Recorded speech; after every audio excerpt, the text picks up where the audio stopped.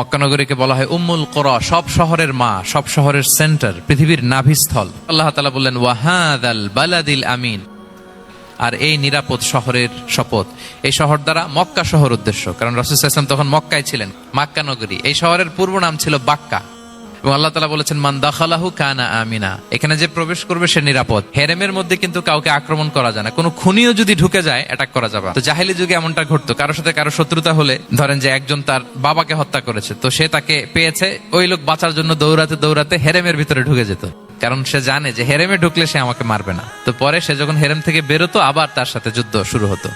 এবং এই শহরের এত মর্যাদার কারণ হচ্ছে সাইয়েদনা ইব্রাহিম আলাইহিস সালাম তিনি আল্লাহর কাছে দোয়া করেছিলেন যে রব্বি জাআল হাযা বালাদান আমিনা, হে আল্লাহ আপনি এই শহরকে নিরাপদ করেন, ওয়ারযুক আহলাহু মিনাস সামারাত, আর এই শহরের অধিবাসীদেরকে আপনি ফলমূল দিয়ে রিজিকের ব্যবস্থা করেন।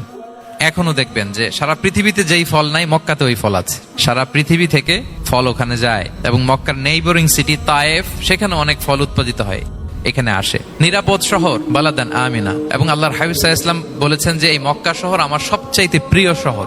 বাধ্য হয়ে তিনি যখন হিজরত করলেন মদিনায়, সেদিন বারবার তিনি মক্কার দিকে পেছনে ফিরে ফিরে তাকান, আর কেঁদে কেঁদে তিনি বলতেছিলেন যে মাক্কাতু আহাব্বুল বিলাদ ইলাইয়া, মক্কা আমার কাছে সবচেয়ে প্রিয় নগরী। লাউলা উখরিজতু লামা খারাজতু, আমাকে যদি জোর করে বের করে দেয়া না হতো আমি কোনোদিন মক্কা ছেড়ে অন্য কোথাও যেতাম না।